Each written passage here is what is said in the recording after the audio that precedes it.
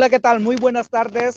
Tengan todos ustedes bienvenidos a este encuentro de debate.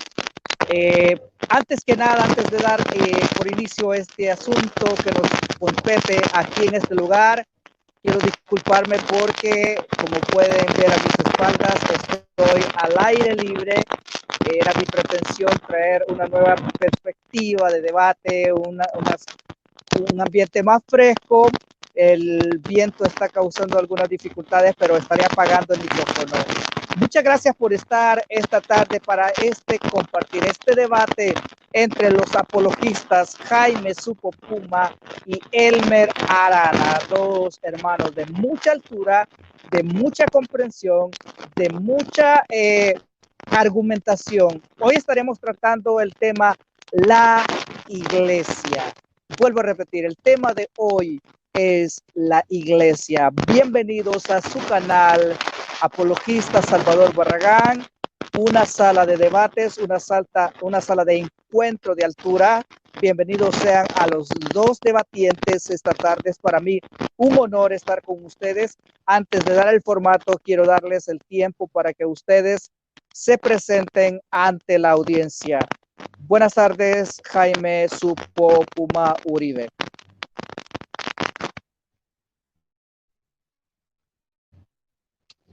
Gracias, hermano Luis. Muchas gracias, amigo Elmer. Aquí mi nombre es Jaime, ya la mayoría me conoce, soy de una tendencia reformada y voy a estar hablando también de la iglesia acerca desde un punto de visión, ¿no? Entonces, muchas gracias a todos aquellos que nos están viendo. Gracias, apaga tu micrófono y damos lugar al apologista católico Elmer Arana. Muy buenas tardes, Elmer. Muchas gracias, hermanos, que Dios los bendiga. Bendiciones, Jaime, y bendiciones, hermano. ¿Cuál es su nombre? Me olvidé. Jaime también, ¿verdad? Luis Coelho. Luis Coelho, ok. Que Dios te bendiga, hermano, y gracias pues a toda la audiencia de este canal de Salvador Barragán, que ya todos pues lo conocen. Así es de que muchas gracias por la invitación, y como para los que no me conocen, mi nombre es Elmer Arana. Soy apologeta católico, miembro del movimiento misionero San Juan 23, y les saludo desde Boston, Massachusetts. Hoy estaremos tratando el tema de la iglesia, la historia de la iglesia de Jesucristo. Así que muchas gracias por esta invitación para compartir este tema tan importante para ambos pueblos, tanto para el pueblo evangélico como para el pueblo católico. Adelante, hermano. Amén.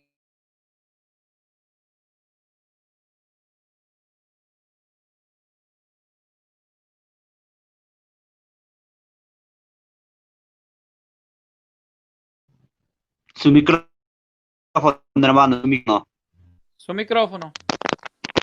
Perdón. Decía que para darle cuerpo a este debate esta tarde, tenemos el siguiente formato.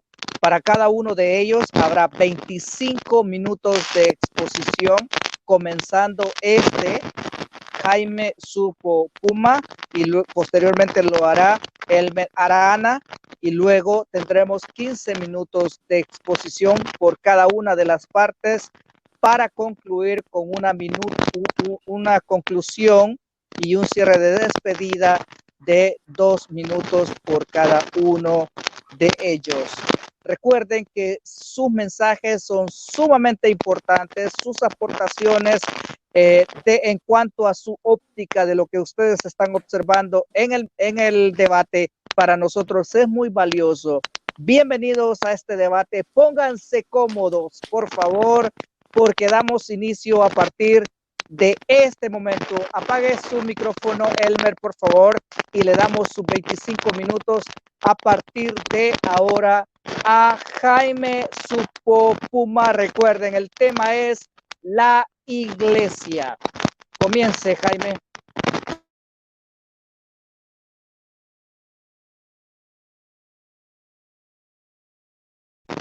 Tu micrófono. Micrófono.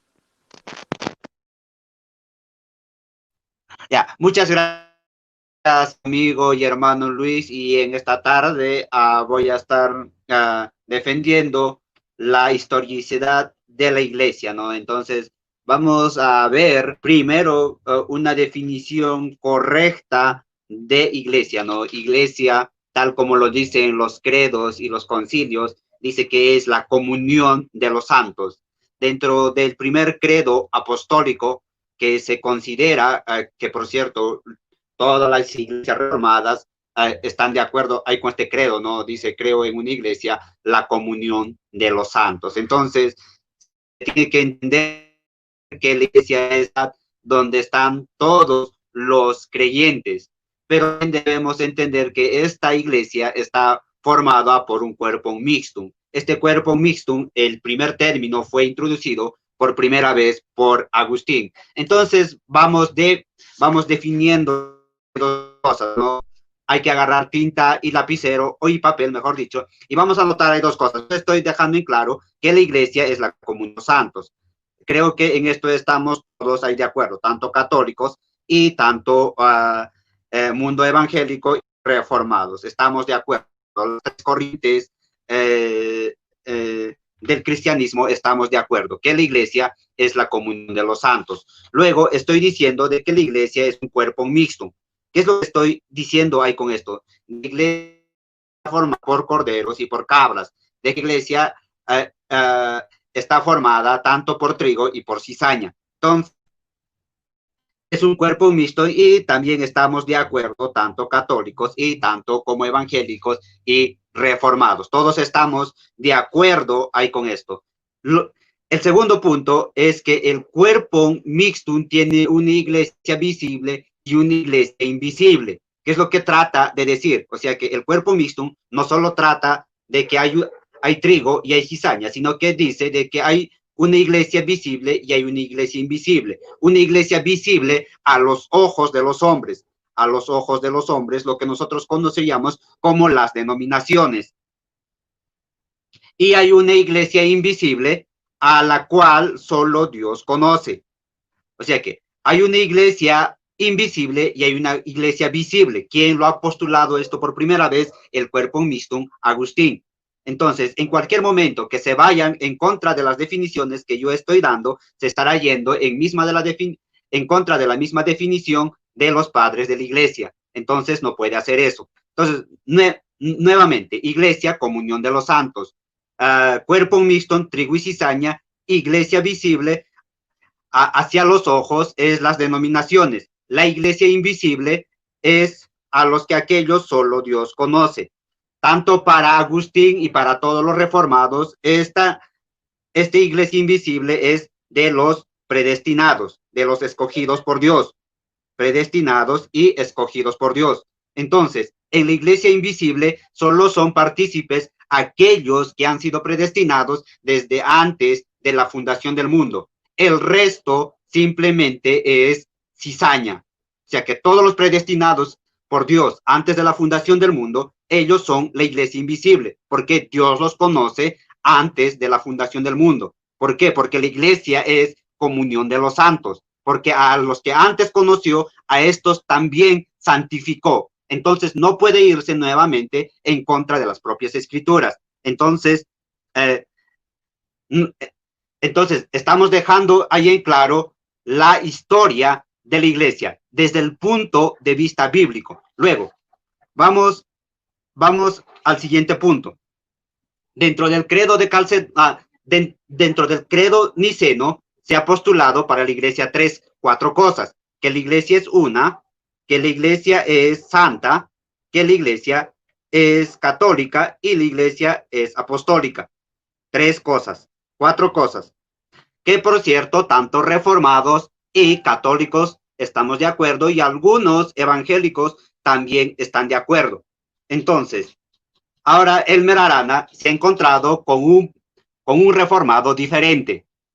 Entonces, he dicho que la iglesia es una, que la iglesia es santa, que la iglesia es católica y que la iglesia es apostólica. Pero ¿qué quiere decir ahí estas cosas? Estos son atributos de la iglesia. Estos no son cualidades o nombres personales de la iglesia. Son atributos de la iglesia. O sea, que se debe entender tal como lo ha postulado el credo niceno. El credo niceno no dice que estos son nombres propios de la iglesia, sino que el credo niceno dice que esto es características o propiedades, atributos, mejor dicho, atributos de la iglesia. Entonces vamos a ver, ¿qué es lo que se dijo? De que la iglesia es una. En esto todos estamos ahí de acuerdo. Pero Agustín dijo de que esta iglesia una es un cuerpo mixtum, que quiere decir lo mismo que he dicho anteriormente, está con varias denominaciones. O sea que la iglesia es una dividida en varias denominaciones. ¿Cómo puedo sustentar esto? Dentro del credo niceno, que cuando se postuló de que la iglesia era una, habían varias comunidades cristianas.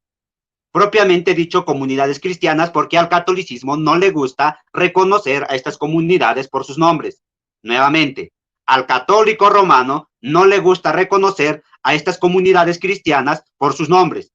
Pero vamos a darle ahí los nombres: los católicos coptos, o los montanistas, los tertulianistas, los montanistas, ya, olvidé los otros nombres, pero hay un pentapatriarcado, que propiamente dicho. Entonces, el pentapatriarcado, que por cierto, los coptos y los ortodoxos hasta hoy en día mantienen alguna sucesión, y sin olvidar a los gnósticos, y sin olvidar la corriente teológica de Marción. Entonces, varias comunidades cristianas, pero como no les gusta mencionar a estas comunidades o denominaciones por sus nombres, durante la historia se les ha venido llamando solo comunidades cristianas, cuando en realidad todas estas comunidades cristianas ya tenían sus propios nombres. En el pueblo de Cesarea, espero estar bien, Eusebio de Cesarea, en su libro dice de que la primera comunidad cristiana en ponerse un nombre fue realmente, o sea que llamarse con un apelativo, no como un atributo de la iglesia, sino como un apelativo, fue los de Cesarea. ¿Qué era lo que se pusieron ellos? Se pusieron la iglesia de los mártires. Esto antes del credo niceno. O sea que el credo niceno está aún fueron partícipes la iglesia de los mártires. Entonces, la iglesia de los mártires fueron partícipes de este concilio. Había varias Biblias ya para ese tiempo, pero esto no es el tema. Entonces, cada comunidad cristiana o cada pentapatriarcado tenía, o cada patriarcado tenía su propia versión ya de las escrituras. Esto como un añadido. Entonces, ¿qué es lo que estoy diciendo? De que el credo niceno, cuando se dijo de que la iglesia era una, no solo habían católicos romanos, sino que habían otras comunidades cristianas que estuvieron de acuerdo ahí con esto. Luego, de que la iglesia es santa. Como añadido para una, no se dijo que son dos pueblos, solo hay un pueblo. Por lo tanto, la iglesia y Israel son solo un pueblo. Son solo un pueblo porque solo hay una iglesia. No hay dos esposas, porque la iglesia es la esposa del Cordero. Es la esposa de Dios propiamente dicho. Entonces, por lo tanto, no tiene dos esposas o no tiene dos estos. Esto se habló también dentro del credo niceno. No se pasó por alto. Entonces, por lo tanto, la iglesia y la comunidad judía o los judíos son un solo pueblo. La iglesia es una. Entonces, nuevamente, no empezó la iglesia en el año 2000 o en el año 0, sino que la iglesia tiene una historia desde la fundación del mundo, porque la iglesia es la comunidad de los santos, es la congregación de los santos, es la comunidad de los santos, la comunión de los santos. ¿Desde dónde? Desde el primer hombre. ¿Hasta dónde? Hasta el día final. Todo esto día. Pero ¿quiénes son partícipes? Los predestinados. En esto nadie está en contra. En la predestinación, este es un punto muy importante. Católicos están de acuerdo en la predestinación. Evangélicos están de acuerdo en la predestinación. Y reformados están de acuerdo en la predestinación. Solo hay un diferente enfoque en cada uno de estos movimientos. Hay que recordarle que a los romanos son un movimiento más del cristianismo. El católico es un movimiento más del cristianismo. El judaísmo también es un movimiento más del cristianismo, porque ellos son mesiánicos. Nuevamente, ellos son mesiánicos. Segundo, la iglesia es santa. En esto no hay ninguna duda, porque solo es una iglesia, no hay varias iglesias. Las otras iglesias son denominaciones o son movimientos más del cristianismo, como estoy dejando en claro que los romanos son un movimiento más del pentapatriarcado. Luego, la palabra que ha traído más problema y más confusión hoy en día es que la iglesia es católica. Pero se debe entender desde el mismo término griego, desde el mismo término latín, desde el mismo término en que se ha promulgado este dogma. ¿Qué significa que la iglesia sea católica? Significa que está en todo lugar. Uno significa que está en todo lugar. Está en todo lugar. O sea, que yo no puedo decir que solo mi comunidad es católica. Yo no puedo decir que solo una comunidad es católica, sino que todas las comunidades o todas las denominaciones propiamente dichas, porque en ese tiempo no se llamaban como denominaciones, sino que se llamaban como comunidades. Pero todas estas denominaciones que participaron en el concilio de Nicea dijeron, el atributo de la iglesia es la universalidad. Yo puedo ser copto, tú puedes ser romano, tú puedes ser de Pedro, tú puedes ser, etcétera, etcétera, etcétera, pero lo que nos une es el atributo de la universalidad de la iglesia, la palabra correcta, universalidad de la iglesia. La iglesia es universal. Por eso que en el Concilio de Vaticano II todavía se mantenía esta idea intacta de la universalidad de la iglesia.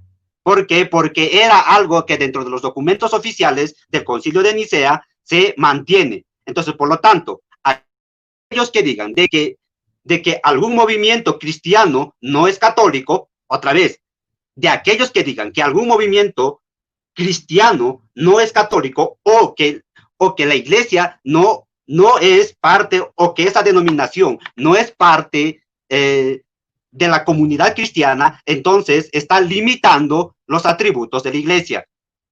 Entonces, en su término, en todo lugar. Y el segundo punto, en todo tiempo.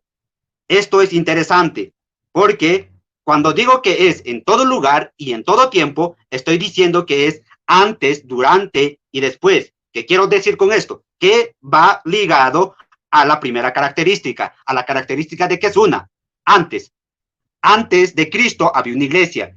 Cuando Cristo estuvo aquí en la tierra, había una iglesia. Y cuando Cristo se fue, había otra iglesia. Pero todas estas, durante estos tiempos que yo he dicho otra, sigue siendo la misma iglesia. Entonces, es la iglesia, es la universalidad de la iglesia. En todo lugar y en todo tiempo. En todo lugar y en todo tiempo. Luego dice que era apostólica. Esta es la palabra que también divide, ¿no? Porque pareciera que para los católicos romanos aquí se estuviese hablando de alguna sucesión apostólica, pero el credo niceno por ninguna parte menciona que esto sea alguna sucesión apostólica. Más bien dice que es la doctrina que defendieron los apóstoles. Recordemos que en el concilio niceno, que era lo que se estaba defendiendo, la Trinidad. La Trinidad, ¿dónde estaba? En las Escrituras. No era un invento nuevo, de los cristianos de ese tiempo. No era un invento nuevo de los cristianos de ese tiempo. Entonces, ¿qué era lo que estaban diciendo en ese tiempo los mismos padres de la iglesia? Están diciendo, nosotros estamos dando un dogma para reconocer a la iglesia, pero no estamos poniendo a las Escrituras por debajo de este concilio, sino que estamos poniendo a las Escrituras por encima de este concilio, porque todo lo que estamos acordando, que la iglesia es una, Israel y el Nuevo Testamento, no hay una continuidad, hay un solo pueblo, que la iglesia es santa, Efesios 5, 21, 22, 23, 24, 25 y 26, que la iglesia es universal, va ligado al atributo 1, que la iglesia es apostólica porque todo lo que estaban diciendo era en base a las diversas compilaciones que tenía cada patriarcado. Cada patriarcado ya tenía su propia compilación de la Biblia y por lo tanto ya estaban poniendo como única autoridad de regla, fe y conducta a las escrituras. A pesar de que se estaba dando un dogma, este dogma era completamente bíblico. Nuevamente, no está yendo en contraposición o no está alterando a las escrituras. Que posteriormente sí hubieron concilios católicos romanos que propiamente dichos, ya después de la división del concilio de Letrán, después del concilio de Elvira, después de la división de varios concilios, entonces sí, propiamente ya habían cambiado esta parte. Entonces, que la iglesia es una santa, católica y apostólica, todos los reformados creemos y defendemos esto, pero defendemos desde el punto en cómo se dio este dogma, desde el punto de por qué y cuándo y cuáles fueron las estipulaciones. Segundo punto, no decimos que no damos una interpretación de este dogma basado en nuestro propio entendimiento.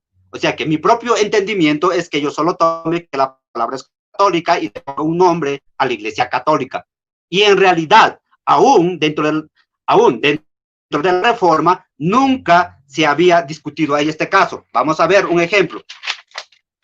¿Cómo se llamaba la primera iglesia? Católica anglicana. Católica anglicana. O ¿cómo decirlo? No tenían ningún inconveniente tanto católicos romanos y católicos anglicanos en el nombre. Entonces, ¿por qué hoy en día ya no se llaman católicos? Por la influencia romana, porque la doctrina romana había corrompido completamente a la catolicidad, a la universalidad y a la historicidad de la iglesia. O sea que los romanos se encargaron de malograr toda la doctrina de la iglesia. Entonces, en base a esto, era que para no parecerse a Roma en nada, es que fueron alejándose del término católico. Pero si ellos hubiesen mantenido hasta hoy en día este nombre, hoy en día tendríamos católicos anglicanos, tendríamos católicos reformados, tendríamos católicos bautistas, si es que ellos hubieran seguido manteniendo el nombre desde su origen. Pero no se mantiene este nombre basado en que el católico romano tiene puntos suspensivos en toda su doctrina. Tercer punto, vamos a colaborar con las escrituras. En las escrituras se nos dice en Efesios 5:21, voy a buscar rápidamente.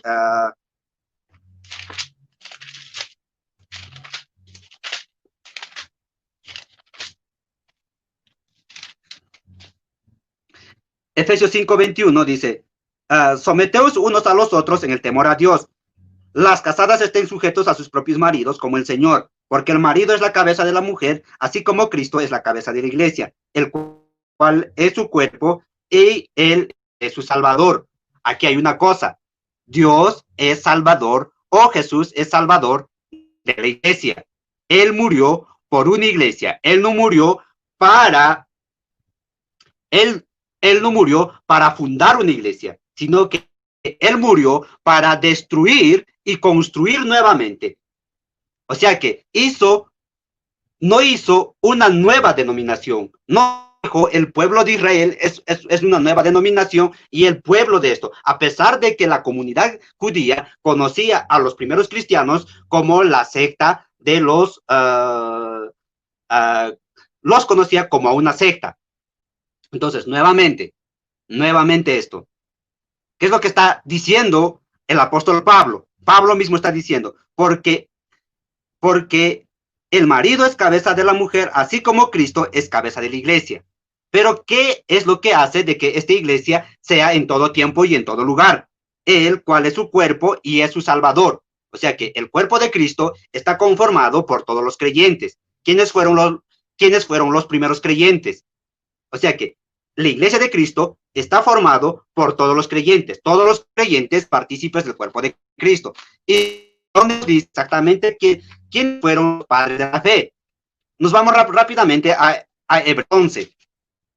En Hebreos 11 nos está hablando de algo muy interesante, de algo que completamente nos dice quiénes son los primeros padres de la fe.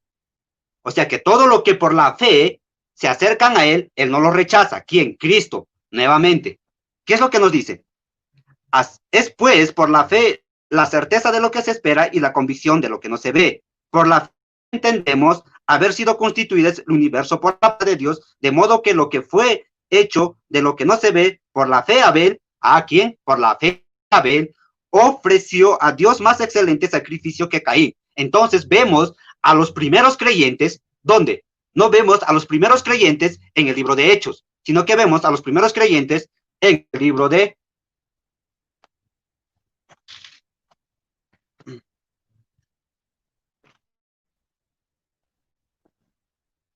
Entonces, no vemos a los creyentes primero en el libro de Hechos, sino que vemos a los creyentes, a los que tienen fe en el libro de Génesis. Por la fe, Caín. El primer creyente fue Caín. El primer creyente fue Caín. Aunque todavía se puede ir un poco más atrás, que algunos dicen que la primera persona en creer en el sacrificio sustitutorio de Cristo fueron Adán y Eva. Porque el sacrificio sustitutorio de Cristo está claramente estipulado en el protoevangelio, donde cuando Cristo o cuando Dios mató a dos animales para vestir a estos dos hombres que habían ido en contra de la ley de Dios, y ahora en estos momentos ellos estaban completamente desnudos, y Dios, ¿qué es lo que está haciendo? Dios los está vistiendo nuevamente. Entonces, aquí vemos el protoevangelio. ¿Quiénes fueron? O sea, que ¿en qué están creyendo estos hombres? Por la fe, ¿quién? Abel. ¿En qué está creyendo Abel? Abel está creyendo en el sacrificio sustitutorio de Cristo. En cambio, Caín no creía en el sacrificio sustitutorio de Cristo, y por lo tanto, ¿en qué estaba creyendo Abel? Abel estaba creyendo en sus obras y en sus frutos, como muchos romanos lo hacen. Nuevamente, Abel estaba creyendo en el sacrificio sustitutorio de Cristo, y por eso es el padre de la fe. Entonces, todos aquellos que creemos en el sacrificio sustitutorio de Cristo, somos creyentes, somos cristianos, somos la catolicidad, somos la universalidad de la iglesia. Por lo tanto, todos los que creemos en el sacrificio sustitutorio de Cristo, somos cristianos o somos mesiánicos. Porque en el Antiguo Testamento se le conoce desde el hebreo con la palabra Mesías. En el Nuevo Testamento se le conoce como la palabra de cristianos. Estos dos términos significan lo mismo. Entonces, tanto mesiánicos, Antiguo Testamento, y cristianos, Nuevo Testamento, significan lo mismo. Mesías igual o sinónimo de Cristo. Nuevamente, Mesías igual y sinónimo de Cristo. Entonces, mi oponente tiene que demostrar cosas contrarias a lo que el mismo magisterio, a lo que el mismo concilio, a lo que la misma escritura, a lo que su misma confesión de fe está diciendo, a no ser que sea un católico instruido y diga, realmente estoy de acuerdo. Y si es un católico como Luis Toro, entonces no va a aceptar ninguna de estas cosas. Pero aquí vamos a ver si realmente es un toribiano o es un católico. Entonces, los primeros en el sacrificio sustitutorio de Cristo son los creyentes. Pero ¿qué más se nos dice acerca de esto? Acerca de la continuidad de la iglesia. En Efesios, si mal recuerdo, en Efesios 2:11 nos dice que la iglesia está constituida por dos cosas: el fundamento de los apóstoles y los profetas. Dos cosas: el fundamento de los apóstoles y los profetas. El fundamento de los apóstoles, Nuevo Testamento, y el fundamento de los profetas, Antiguo Testamento. ¿Qué era lo que enseñaban los profetas? A Cristo. Profetizaban ¿a quién? A Cristo. El primer profeta propiamente dicho, Moisés, aunque Abel también profetizó algo sobre expiación de Cristo, pero Moisés, ¿qué es lo que dijo? Vendrá alguien después de mí. ¿Quién? Cristo, un profeta mayor.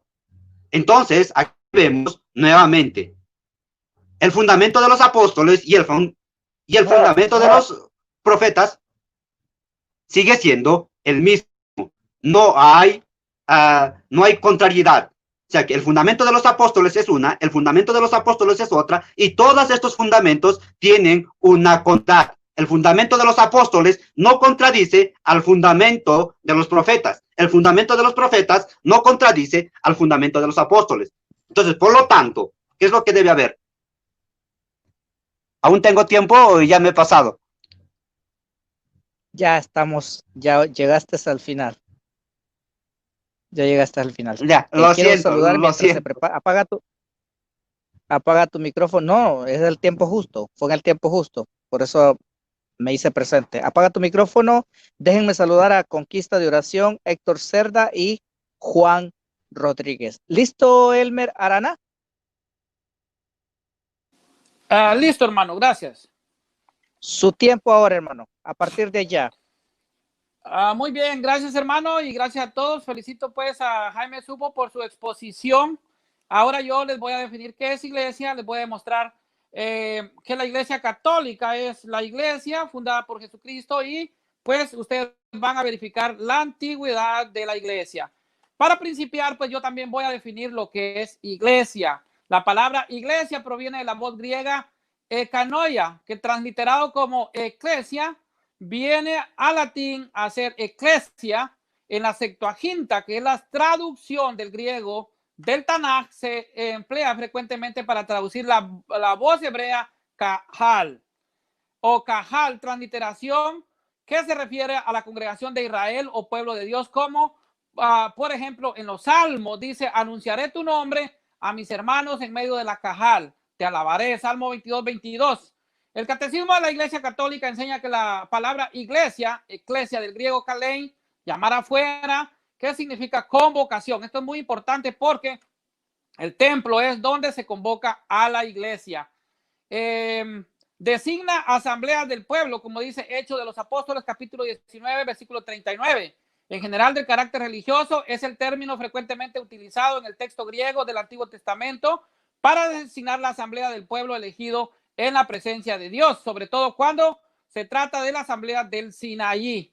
Esto usted lo ve cuando el pueblo recibe la ley de Dios y fue constituido por el propio Dios como su pueblo santo. Usted lo puede ver en Éxodo capítulo 19, dándose a sí misma el nombre de iglesia. La comunidad de los primeros que creían en Cristo se reconoce la heredera de aquella asamblea. En ella Dios convoca a su pueblo desde todos los confines de la tierra. El término Kyriaki, del que se deriva las palabras church en inglés y Kirche en alemán, significa la que pertenece al Señor. Ahora vamos a ver pues tres aspectos de la iglesia. Es el cuerpo de Cristo. Se han de resaltar más especificaciones: la unidad de todos los miembros entre sí por su unión en Cristo. Cristo es cabeza de la iglesia, como nos dice Colosenses capítulo 1 y versículo 18. La iglesia es el cuerpo de Cristo, como nos dice 1 Corintios capítulo 12, versículo 12, y la iglesia es la esposa de Cristo, como nos dice Efesios capítulo 5 y versículo 22. Un solo cuerpo, Cristo, cabeza, esposa de Cristo. Bajo sus pies sometió todas las cosas, dice, y le constituyó cabeza suprema de la iglesia, que es su cuerpo, la plenitud de que lo llena todo en todo. Efesios capítulo 1, versículos 22 y 23. Un solo cuerpo y un solo espíritu, como una de las esperanzas a la que habéis sido llamados, como nos dice Efesios capítulo 4, versículo 4. Él es también la cabeza del cuerpo. Colosenses 1, 18. Él es el principio, el primogénito entre los muertos, para que él sea el primogénito en todo. Colosenses 1, 18. Marido dice: amad a vuestras mujeres como Cristo amó a la iglesia. Efesios capítulo 5, versículos 22 al 25. Cristo amó a la iglesia y se entregó a sí mismo por ella para santificarla. Por eso dice que la iglesia es santa. Efesios capítulo 5, versículo 26.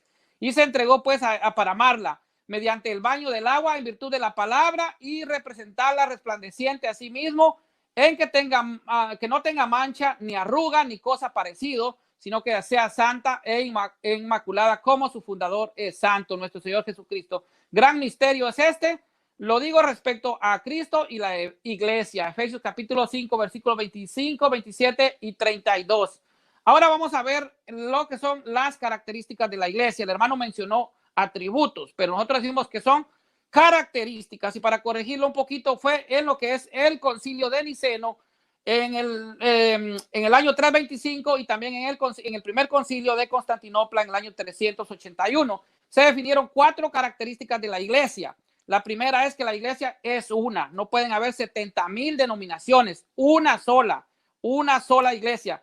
Dice, no ruego por esto, sino también por aquellos que por medio de su palabra creen en mí, para que todos sean uno, como tú, Padre, en mí, yo en ti, y ellos también sean uno en nosotros, para que el mundo crea que tú me has enviado. Y yo les he dado la gloria que tú me diste, para que sean uno como somos nosotros, uno, y yo en ellos y tú en mí, para que sean perfectamente uno, y el mundo conozca que tú me has enviado.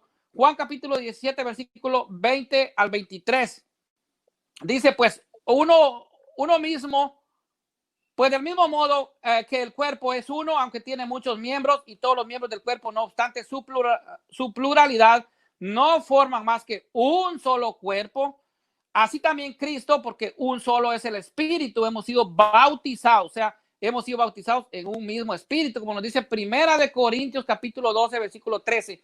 ¿En qué somos bautizados los miembros de la iglesia? En el Espíritu Santo, como nos bautiza nuestra Santa Madre Iglesia Católica. Esto se lo ve en Primera de Corintios 12, 12 y 13.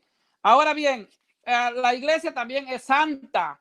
Dice, ¿por qué es santa? Marido, amad a vuestras mujeres como Cristo amó a la iglesia y se entregó a sí mismo por ella para santificarla. Cristo santificó a la iglesia, purificándola mediante el baño del agua en virtud de la palabra y presentársela resplandeciente a sí mismo, en que no tenga mancha ni arruga ni cosa parecida, sino que sea santa e inmaculada. Efesios capítulo 5, versículo 25 al 27. La iglesia es católica. ¿Por qué la iglesia es católica? Jesucristo le dijo a los discípulos en Mateo 28, 19, y haced mis discípulos a todas las personas, bautizándolas en el nombre del Padre, el Hijo, el Espíritu Santo, y enseñarles lo que yo mismo les he enseñado a ustedes. Por eso la iglesia es católica, es universal, es a todo el mundo. Y les dijo, y por todo el mundo, y proclamar la buena nueva a toda creación. Marcos 16, 15.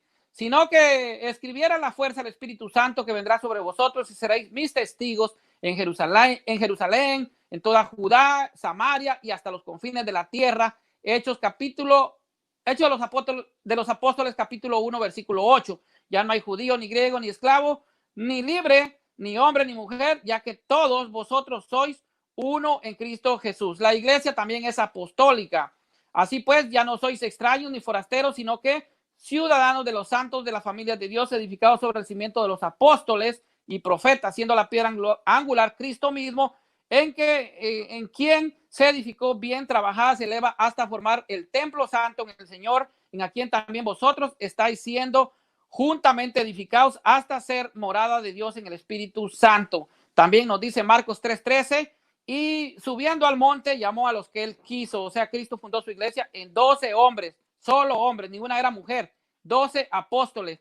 También Mateo 6:18 dice, y yo a mi vez te digo que tú eres piedra, o sea, roca, y sobre esta piedra yo edificaré mi iglesia. O sea, el fundamento de la iglesia está sobre Pedro como pastor universal de la iglesia. Por eso la iglesia es apostólica. Ahora bien, la iglesia de Cristo tiene una jerarquía. ¿Cómo lo vemos? En Hechos 20:28 miramos, tened cuidado de vosotros y de toda la grey, en medio de la cual os ha puesto el Espíritu Santo como vigilantes para pastorear la iglesia de Dios, que él adquirió con la sangre de su propio Hijo. Hechos de los Apóstoles, como ya dije, 20:28. Ahí vemos la figura del obispo, que es el pastor de la iglesia. Luego también vemos los presbíteros, que lo ve en Tito 1:7. Dice también Hechos de los Apóstoles 14:23, dice, designaron presbíteros en cada iglesia, y después de hacer oración con ayunos, los encomendaron al Señor en quien habían creído. Entonces, esto lo ve en Hechos capítulo 14, versículo 23. Dice, se produjo esto una agitación y una discusión no pequeña de Pablo y Bernabé contra ellos, y decidieron que Pablo y Bernabé y algunos de ellos subieran a Jerusalén, donde los apóstoles y presbíteros, para tratar esta cuestión. Esto lo ve en Hechos de los Apóstoles capítulo 15, versículo 2 en adelante. Lo de diáconos también lo ve en aquí la figura principal es Esteban, y usted lo ve en Hechos de los Apóstoles capítulo 6, versículo de 1 al 6. Ahí usted ve lo que es la jerarquía de la iglesia, obispos, presbíteros y diáconos. Entonces, así está formada la iglesia de Jesucristo. Ahora bien, vamos a ver un poquito, ya que el hermano estaba hablando de la antigüedad de la iglesia. Si la iglesia católica viene de Jesucristo, y esto lo vamos a probar a través de un método corto y sencillo, con solo 7 pasos para mi hermano Jaime Supo. Este método corto y sencillo le voy a demostrar que la iglesia católica fue fundada por Cristo y viene desde Jesucristo. El primer paso es que dice que Jesucristo instituyó su ministerio apostólico y llamó a 12 hombres. Marcos 3:13, que ya lo leí, dice: Jesucristo subió al monte y llamó a los que él quiso, y aquí formó su ministerio apostólico. Este es el paso 1. Paso 2. Paso 2 dice: los apóstoles San Juan y San Pablo pertenecían a la iglesia que Cristo fundó. San Juan fue incluso el apóstol amado de Jesucristo. Él fue el que escribió el Evangelio, fue el que escribió el Apocalipsis y también escribió las cartas católicas, las cartas apostólicas. San Ignacio de Antioquía este es el paso 3. San Ignacio de Antioquía fue discípulo directo de San Juan y de San Pablo. San Ignacio de Antioquía fue obispo de la ciudad de Antioquía, de la iglesia de Antioquía, y es padre apostólico de la iglesia. Paso 4.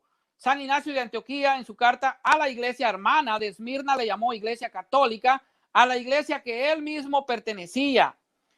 Y que, como es lógico, a esta iglesia también pertenecía San Juan y San Pablo. O sea, San Ignacio de Antioquía era discípulo directo de Pablo y de San Juan. Paso 5. Entonces, ¿a qué iglesia le llamó católica San Ignacio de Antioquía en el año 107? Dice, pues obviamente a la iglesia que Cristo fundó, a la misma iglesia que pertenecen los apóstoles Pablo y Juan, de los cuales él era discípulo directo. Ahora vamos a ver el paso número 6. Pero me falta del 5. Y por lo tanto, dice, esa iglesia es la misma fundada por Cristo, la misma iglesia de los apóstoles. Paso 6.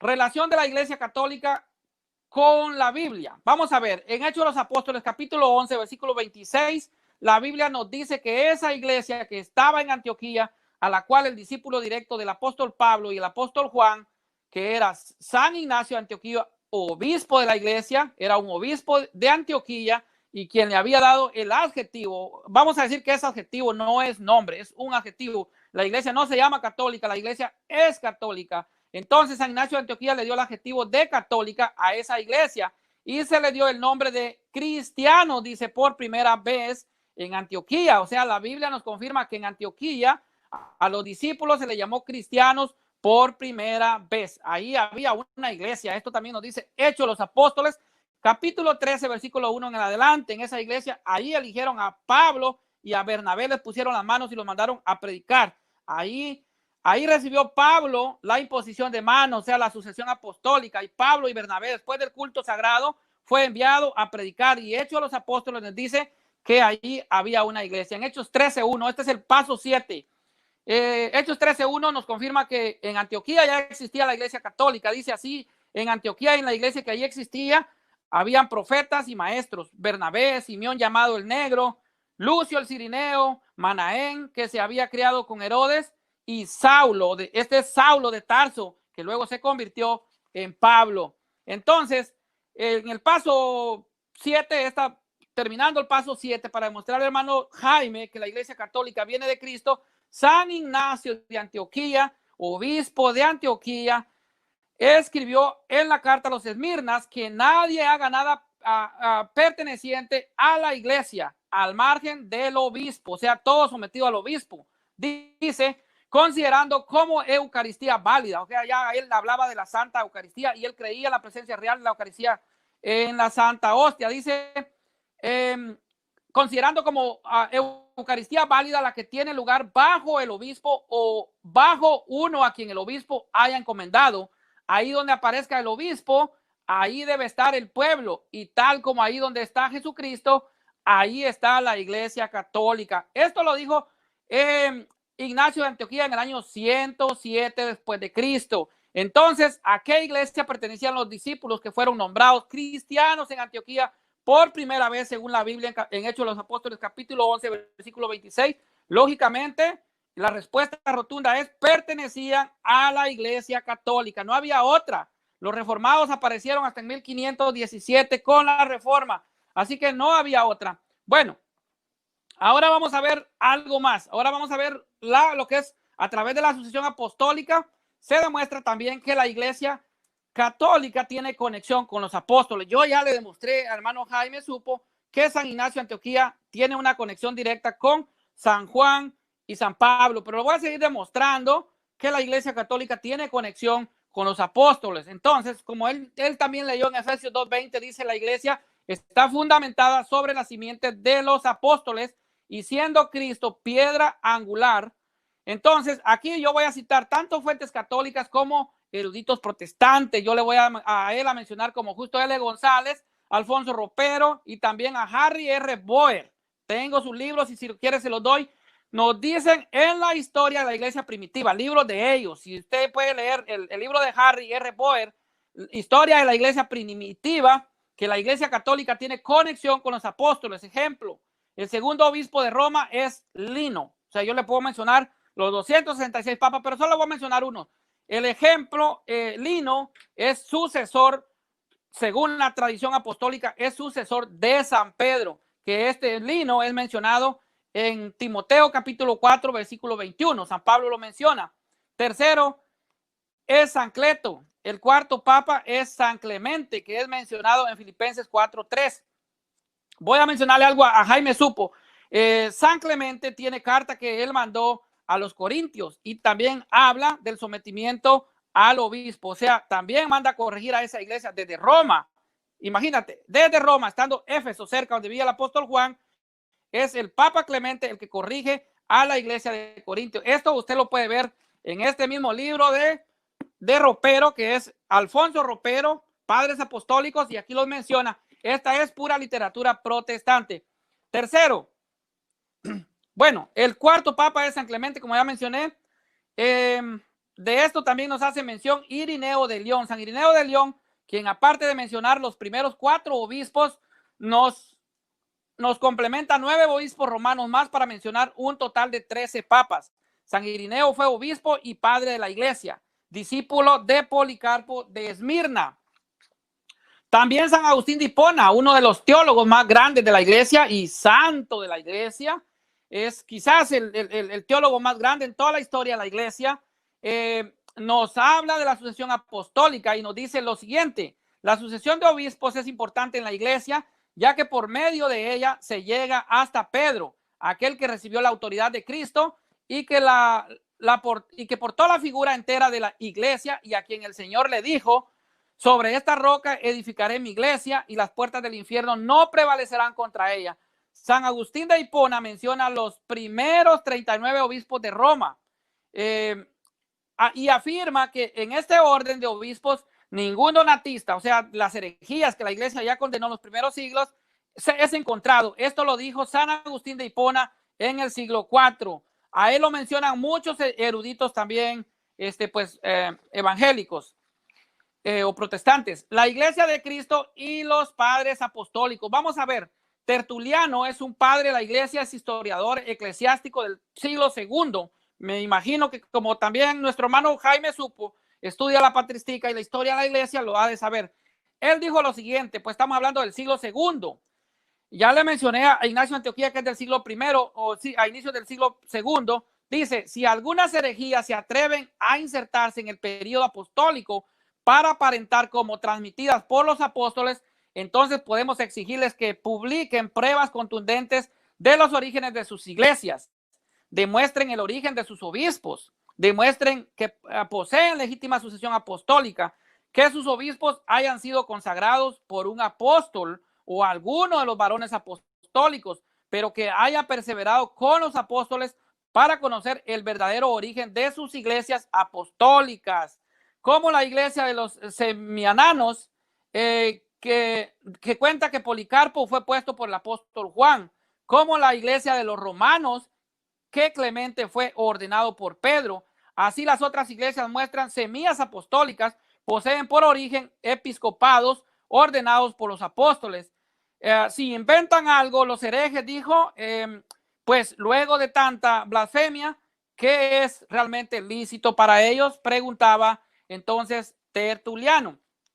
Jesucristo envía a sus apóstoles a predicar y por lo tanto, pues no podemos recibir a falsos predicadores, dijo. No debemos recibir a falsos predicadores si no están consagrados, sino únicamente a quienes Cristo instituyó y envió, que son los apóstoles y sus sucesores, que son el Papa y los obispos, cual sea la doctrina predicada.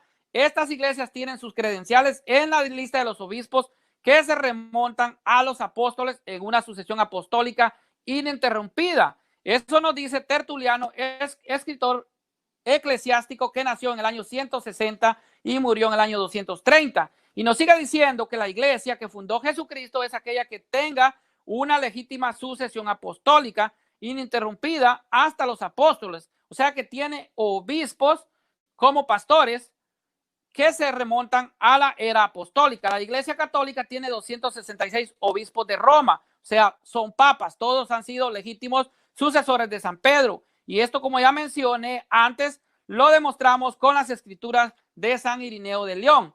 Él nos da los primeros 13 obispos de la iglesia de Roma. Esos 13 obispos cuentan en lo que son la lista de 266 obispos de Roma, o sea, los 266 papas que ha tenido la iglesia. Irineo de León fue discípulo de Policarpo y este a la vez fue discípulo del apóstol Juan.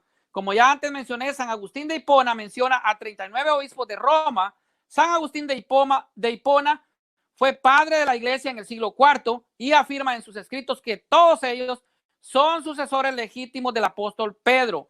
Esta es prueba contundente para afirmar que la iglesia católica es la iglesia fundada por nuestro Señor Jesucristo, porque podemos comprobar con la Biblia, con la historia, con la tradición apostólica y con la sucesión apostólica de 2000 años. Otros escritos que podemos leer son a Eusebio de Cesarea, que el hermano también mencionó, el más famoso historiador eclesiástico, a San Jerónimo de Estridón, a Orígenes, Clemente de Alejandría, el canon muratoriano, que este canon nos menciona al Papa Pío I, que es el 10º obispo de Roma y quien era hermano de Hermas, el escritor del Pastor. Esto es importante que ustedes lo sepan.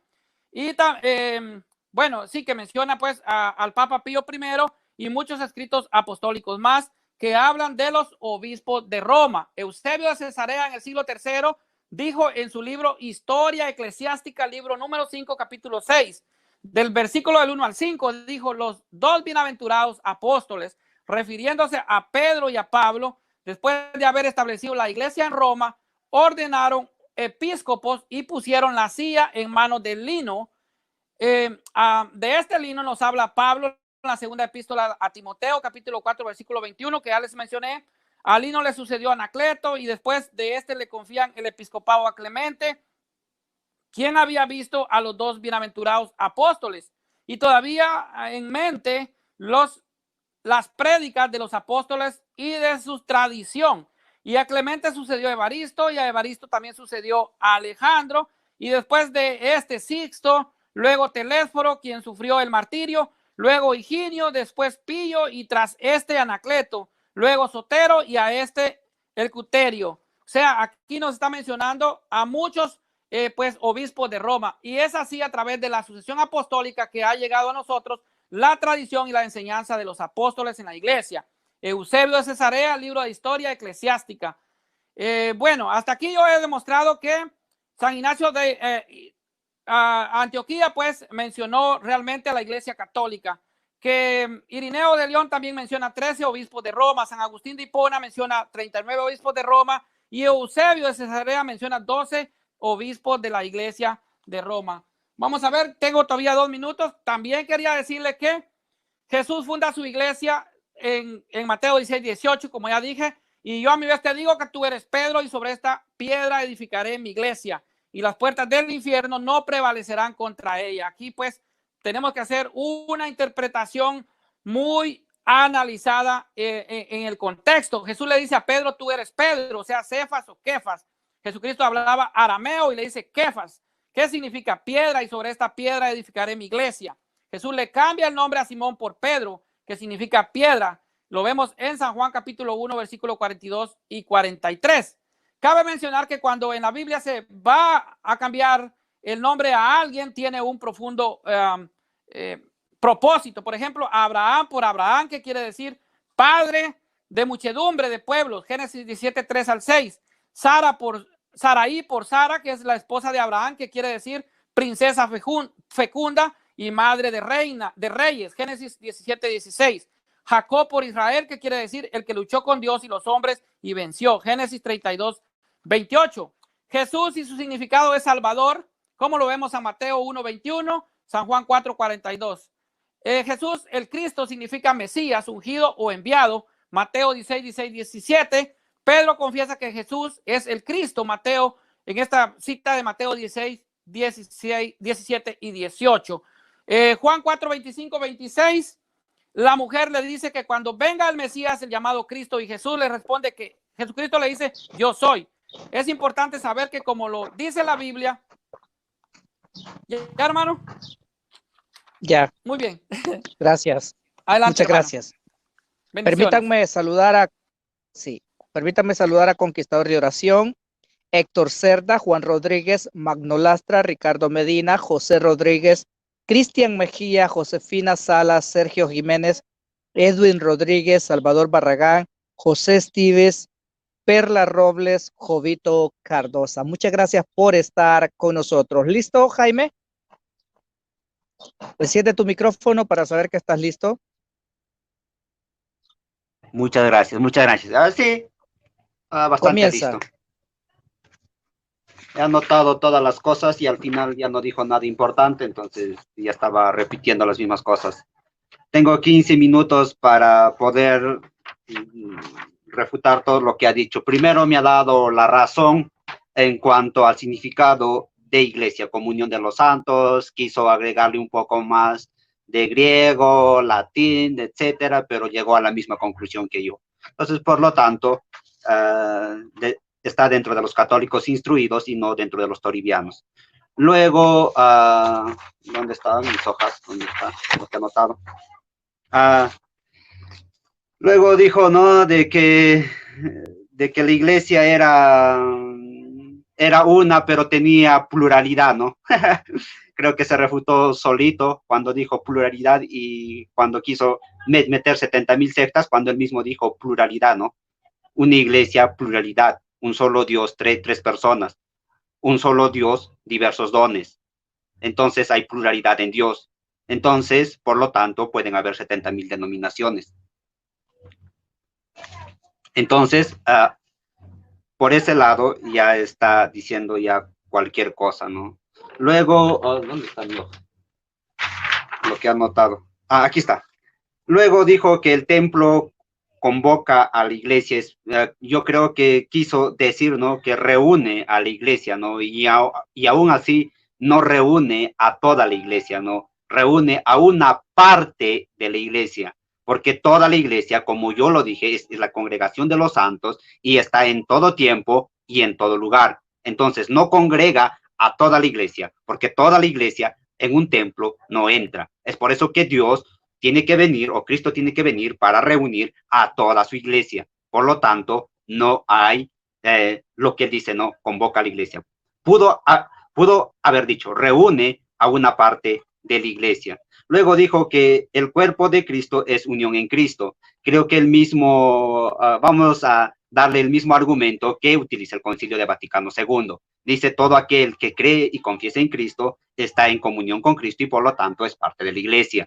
Entonces, no le ayuda nada este término de unión con Cristo. El mismo sacerdote al que odian bastante, ¿cómo se llama? Daniel Acosta, dice desde la Universidad de la Iglesia, aquel que pone en centro a Cristo es cristiano. Entonces, por lo tanto, todos los que creen y ponen su confianza en Cristo, todos aquellos que tienen fe, porque por la fe viene, porque por la fe Abraham, por la fe Moisés, por la fe Noé, por la fe, por lo tanto, ellos también están dentro de la iglesia. No, la iglesia no es exclusivista, no es exclusivo de alguna denominación. Entonces, por lo tanto, tú lo estás haciendo exclusivo solo para tu denominación, exclusivamente para tu denominación romana, propiamente solo y solo para tu denominación romana. Entonces, nuevamente vemos esto, de que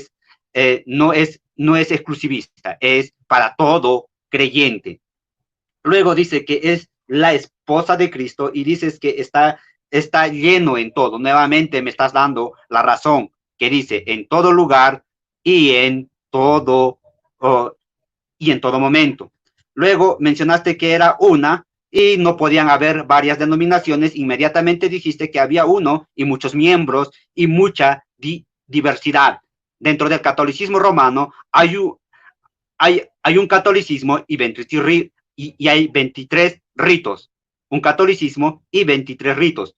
Un romano y 23 ritos. Entonces, por lo tanto, también él mismo no está pudiendo argumentar esto. Luego se olvidó del argumento del pentapatriarcado. El pentapatriarcado, ¿qué es lo que dice? El pentapatriarcado no dice nada, sino que es el pentapatriarcado. El pentapatriarcado es que hay una denominación o hay una sola iglesia y cada iglesia era una denominación.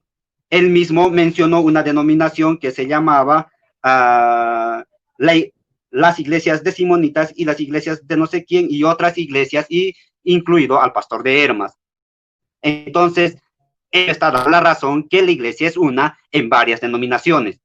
¿Por qué me das la razón? Eso no entiendo. Seguro en tu refutación vas a decir que no le he dado la razón. Luego, tomaste la sucesión apostólica, ¿no? La tan triste y refutada sucesión apostólica. ¿Qué es lo que dice, no? ¿Qué es lo que dice la sucesión apostólica? ¿En base a qué se dio una sucesión apostólica? ¿En base al dicho de Tertuliano? ¿O en base a lo que había dicho las Escrituras? ¿O en base a que los gnósticos tenían su sucesión apostólica? ¿Quiénes tenían una sucesión apostólica fidedigna? Eran los gnósticos. En base a que los gnósticos tenían una sucesión apostólica fidedigna, es que Roma quiso tener también su sucesión. Entonces, los primeros en tener sucesión apostólica son los gnósticos. Entonces, si los gnósticos, por tener una sucesión apostólica fidedigna, ¿por qué? ¿A quién le escribió las cartas Juan? A los gnósticos. El Evangelio de Juan, ¿a quién fue escrito? A los gnósticos. La primera carta de Juan, ¿a quién fue escrito? A los gnósticos. ¿A quién se dedicaba Juan? A los gnósticos.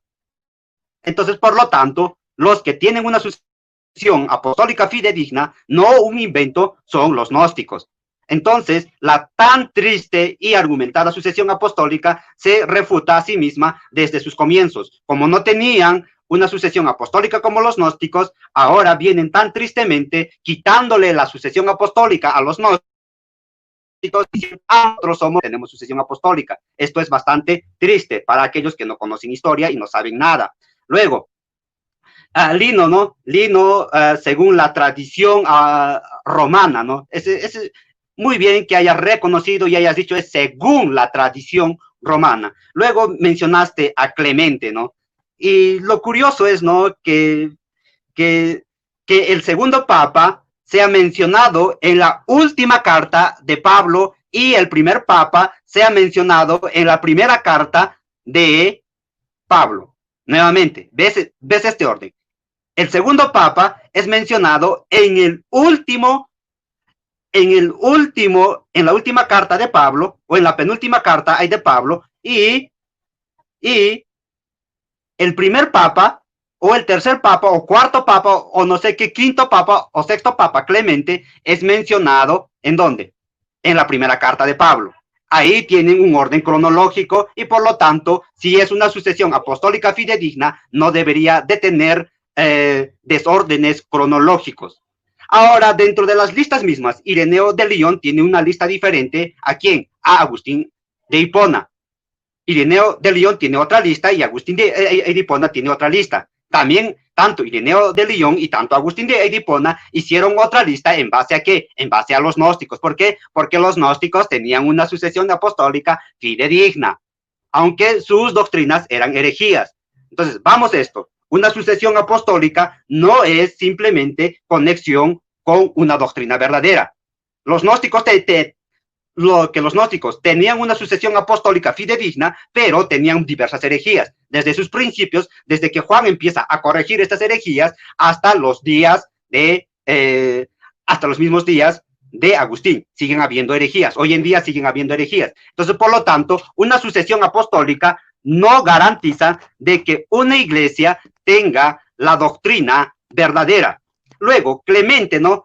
Mencionado como papa, y por cierto, de que de que en una de sus cartas, el Papa Clemente, propiamente dicho, porque tú has dicho que era Papa, aunque las escrituras no lo dicen, el Papa Clemente que dice, no se debe llamar Iglesia Católica, ¿qué es lo que se debe llamar? Iglesia de Dios. Entonces, ¿por qué si el tercer Papa o el cuarto Papa, no sé qué número sea Papa Clemente, dice que se debe llamar Iglesia de Dios?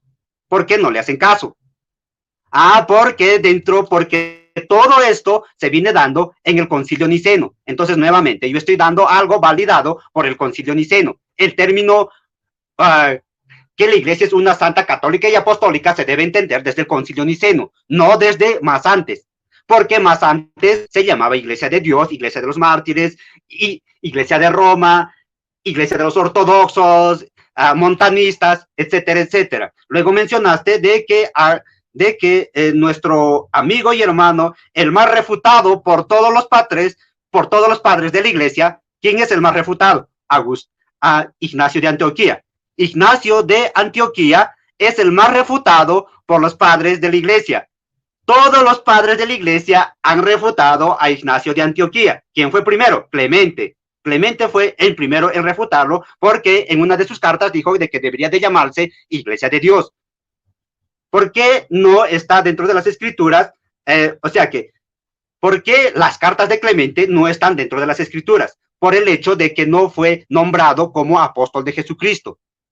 Es por eso que las cartas de Clemente no están dentro de las escrituras, pero si uno lee detenidamente, las cartas de Clemente son parecidas a las cartas de Pablo. Entonces, por lo tanto, ¿qué es lo que debe decirse? Iglesias de Dios. Entonces, el mismo Papa, el supuesto Papa, el autonombrado por la tradición católica Papa, está diciendo que se debe llamar de una manera diferente.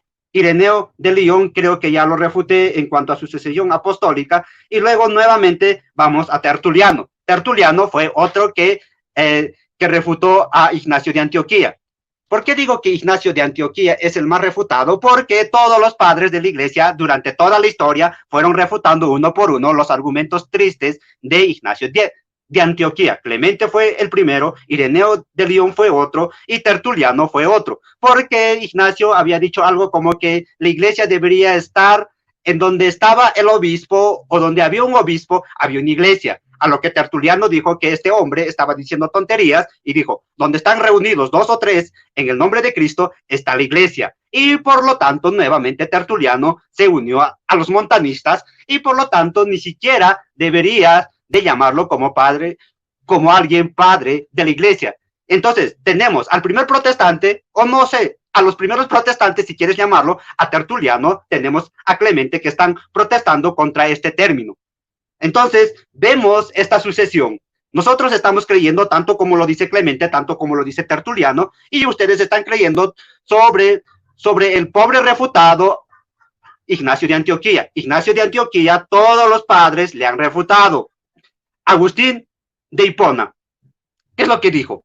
Agustín de Hipona dijo de que la iglesia está fundada sobre el fundamento que es Cristo. ¿Por qué? Porque la Biblia ahí lo enseña. ¿Y quién es la piedra? Que la piedra es Cristo.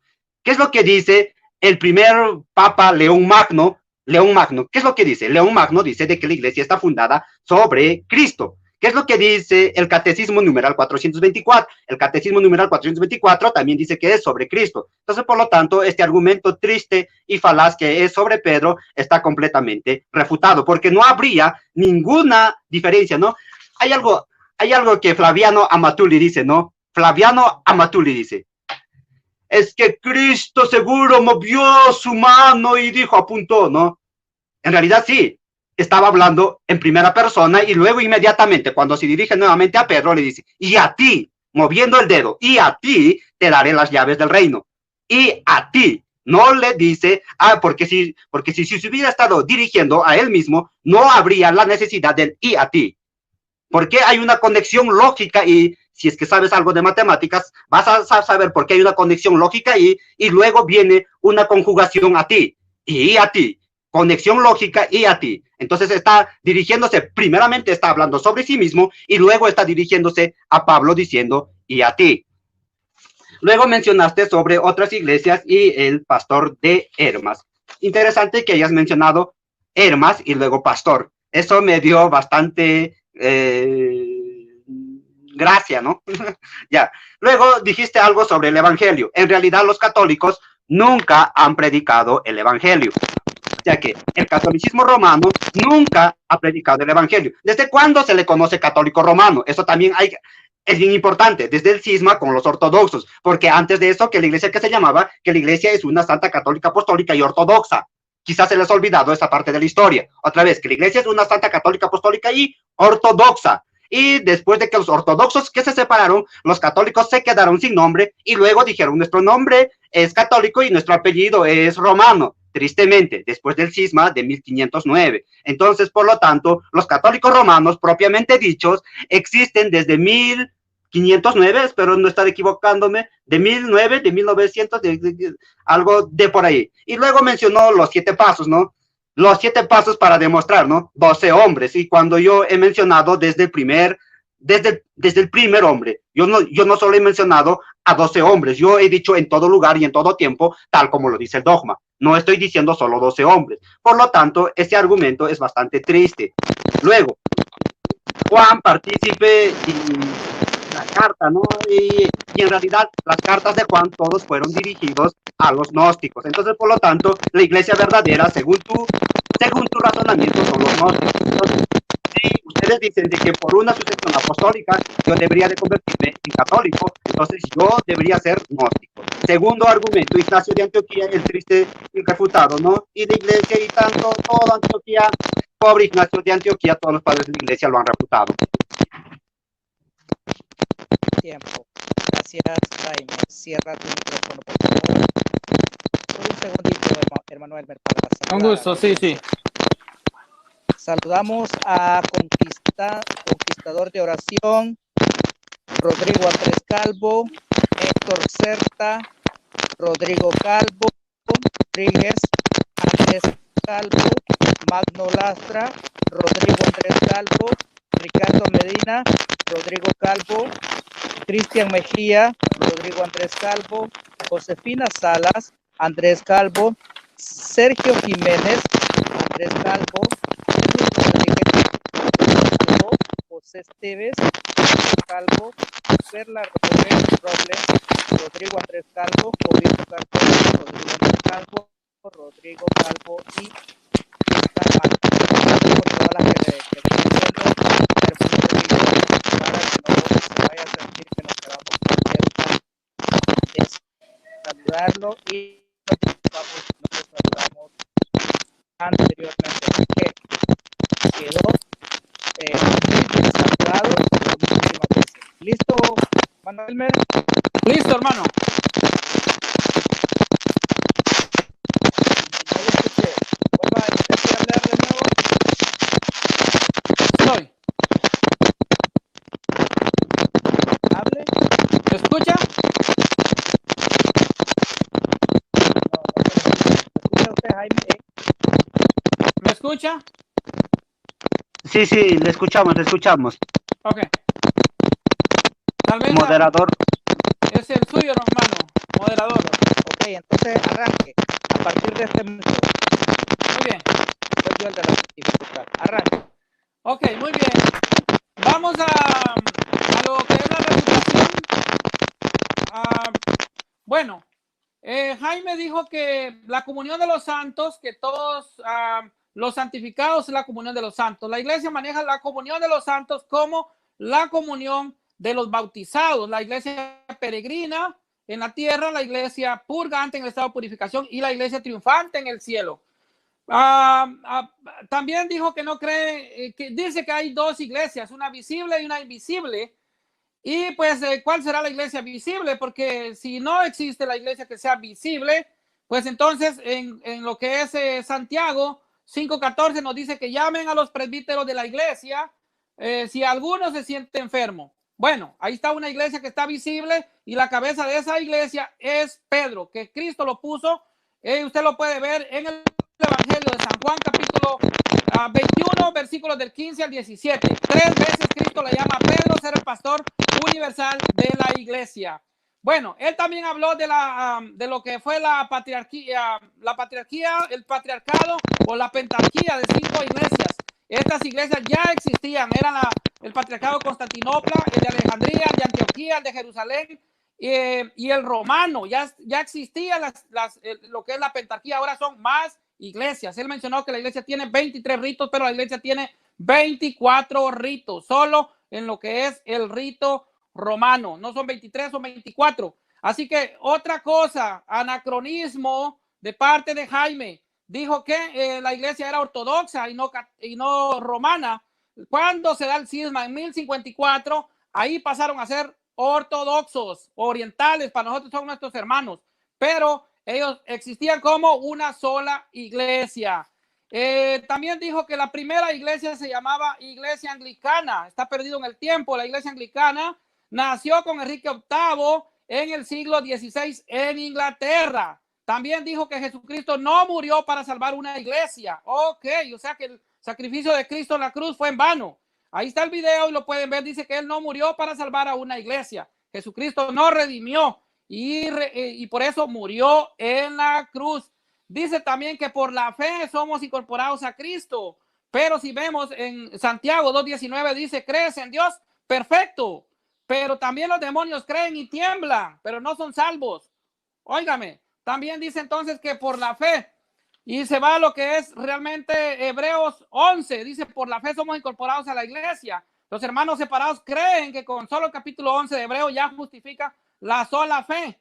Y el problema aquí es que no habla de la sola fe, porque no es por fe, no por la sola fe, porque la sola fe no existe. Es cierto y verdaderamente que la fe es primero acorde al cristiano, sin la cual no podemos hacer nada. Pero Santo Tomás de Aquino dijo en su obra Escritos Catequísticos, dijo, tener fe involucra obedecer en todo al maestro, todo lo que el maestro enseñó. Y ese es el gran error del protestante, es decir, tener fe, pero no creen a Jesucristo. Creen en Jesucristo, pero no le creen a Jesucristo, ni le obedecen. Juan 6:53 dice, el que no come mi carne, no bebe mi sangre, no tiene vida eterna. Cristo nos está mandando a comer y a participar de lo que es la Santa Eucaristía. Entonces, ¿por qué le desobedecen a Cristo si en verdad son cristianos? Bueno, otro punto que le voy a refutar a Jaime, dijo que todas las comunidades son católicas. Yo le digo, ¿dónde están los bautistas en todo el mundo? No están en una parte. Entonces dice también, ¿qué más dijo? Bueno, dijo que el numeral 424 nos refuta el de nuestra Santa Iglesia Católica. Lea el numeral 552 y el 881 que confirman a Pedro como la roca en la que Jesucristo funda su iglesia. Le voy a leer todavía tengo tiempo. Dice el numeral 881, dice, el Señor hizo de Simón al que dio el nombre de Pedro y solamente a él la piedra de su iglesia, le entregó las llaves de ella, lo instituyó pastor de todo el rebaño. Está claro que también el colegio de los apóstoles unido a su cabeza recibió la función de atar y desatar dada a Pedro. Este oficio pastoral de Pedro y los demás apóstoles pertenecen a los cimientos de la iglesia. Se continúa por los obispos bajo el primado del Papa. Eso no lo leen. El numeral 881, le voy a leer el 552, dice, y en el colegio de los 12, Simón Pedro ocupa el primer lugar. Jesús confirma una misión única gracias a una revelación del Padre, pero había confesado, tú eres el Cristo, el Hijo del Dios vivo. Entonces nuestro Señor le declaró, tú eres Pedro, y sobre esta piedra edificaré mi iglesia, y las puertas del infierno no prevalecerán contra ella. Mateo 16:18. Cristo, piedra viva, primera de Pedro, capítulo 2, versículo 4. Y bueno, aquí nos sigue más el catecismo. O sea, hay que leer los tres numerales, el 424, el 552 y el 881, donde confirman a Pedro como la roca de la iglesia. Vamos a ver qué dijeron algunos padres apostólicos, cómo llamaron a Pedro cabeza de la iglesia cuando Cristo nombra a Pedro cabeza de la iglesia en Juan capítulo 15, versículo 17 al 19. Los padres apostólicos llamaron a Pedro como la piedra de la iglesia, piedra fundamental, cabeza visible de la iglesia, la piedra más sólida, fundación inquebrantable, la roca del edificio, la roca firme, el gran apóstol, el primer llamado, el primero en obedecer, el príncipe de los apóstoles, el primero de los discípulos, el primero de los apóstoles, el primero elegido entre los apóstoles, el fundamento de la iglesia, la fundición de la iglesia, el líder de los discípulos, guardián del cielo, el príncipe del apostolado, el primero de la iglesia, primogénito de los que tienen la llave, guardián de la llave celestial. Y vamos a decirle algo a él, porque dice que realmente Jesucristo se dio él solo la llave. Jesucristo no estaba hablando solo. Jesucristo estaba en Cesarea de Filipo y estaba hablando con los 12, pero luego hubo un diálogo directo con Pedro. Pedro respondió: tú eres el hijo, tú eres el ungido, el hijo del Dios vivo. Entonces le está hablando a Pedro, es un diálogo de Cristo con Pedro. Vamos a ver qué dijeron algunos padres apostólicos de la iglesia referente a lo que es la iglesia de Roma. Ignacio de Antioquía dijo en el año 106 después de Cristo, escribió: a la iglesia que preside en la región de los romanos, digna de Dios, digna de honor, digna de bendición, digna de alabanza, digna de ser escuchada, digna de castidad y presidente de la fraternidad según la ley de Cristo. San Ignacio de Antioquía. ¿Qué dijo Clemente Romano? Dijo: por haber sido Roma la ciudad donde los gloriosos apóstoles Pedro y Pablo murieron por el evangelio de Cristo, fue tenida desde los albores del cristianismo como la sede principal de la iglesia de Jesucristo al final del reinado de Domiciano. Se conserva una carta del Papa San Clemente Romano, tercer sucesor de Pedro, y fue dirigida a la comunidad cristiana de los Corintios, que ya le leí este que es de Alfonso Ropero, padres apostólicos de la iglesia, confirma que hay una corrección y muestra de autoridad del Papa Clemente a la iglesia de los Corintios. Y también nos habla de Ignacio de Antioquía, que cómo tienen que ser sometidos realmente a lo que es la autoridad del obispo. Así que mi hermano tendrá que leer también a Justo L. González, y aparte de Alfonso Ropero, que es este libro, también tendrá que leer a Harry R. Boer, que nos confirma una sucesión apostólica legítima de la iglesia. Vamos a ver qué dijeron algunos.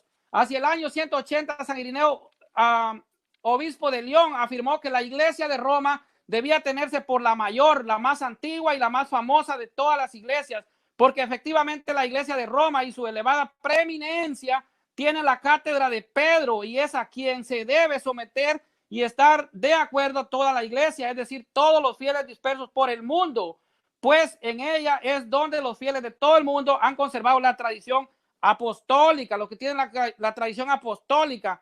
Nos vemos que las demás iglesias no tienen tradición apostólica, no tienen consagración a sus pastores, tienen muchas doctrinas, hay 70,000 denominaciones con falsas doctrinas y todos creen diferente. Entonces, Efesios 4:5 dice: un solo Señor, una sola fe, un solo bautismo. También Jaime dice que la sucesión apostólica no es válida. Con esto también niega lo que es el Espíritu Santo. Si usted ve en Hechos 8:18, Simón el mago quería comprar ese poder de transmitir el Espíritu Santo a los apóstoles en esa sucesión, y Pedro lo reprime y le dice que tu dinero te sirva de perdición. Entonces está demostrado que a través de la imposición de manos se eligen los pastores en la Santa Madre Iglesia Católica. Entonces, negar la sucesión apostólica es negar al Espíritu Santo. Vamos a seguir hablando un poco más de la sucesión apostólica. La Iglesia Católica denomina sucesión apostólica a la transmisión mediante el sacramento del orden, de la misión y la potestad de los apóstoles a sus sucesores, los obispos. Gracias a esta transmisión, la iglesia se mantiene en comunión de fe y de vida con su origen, mientras a lo largo de los siglos ordena todo su apostolado a la difusión del reino de Cristo en la tierra. Jaime decía también que la iglesia jamás, el católico dijo, nunca ha predicado a Cristo. Quiero decirle que por la iglesia católica se tiene Biblia. La iglesia fue la que compiló el canon de la Biblia en el año 382 bajo el papado de San Damaso I. O sea que si la iglesia no hubiera recopilado la Biblia, ni siquiera conocieran de Jesucristo. Así que la iglesia tiene 2000 años de predicar a Cristo como el único y salvador de toda la humanidad.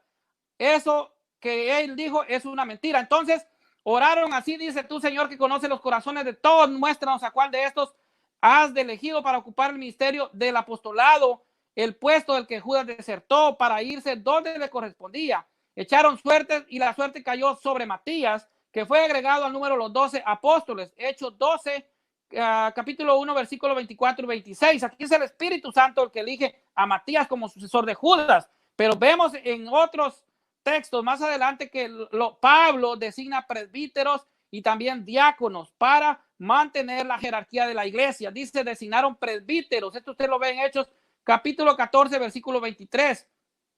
Obispos, Hechos 20, 28, que ya lo dije al principio. Tened cuidado de vosotros de toda la grey en medio de la cual os ha puesto el Espíritu Santo como vigilantes para pastorear la iglesia de Dios que él adquirió con su propia sangre, con la sangre de su propio hijo. Perdón, yo sé que después de mi partida se introducirán otros entre vosotros, lobos crueles que no perdonarán al rebaño, y también que entre vosotros mismos se levantarán hombres que hablarán cosas perversas para arrastrar a los discípulos detrás de sí. Hechos los Apóstoles 20, 28 al 30.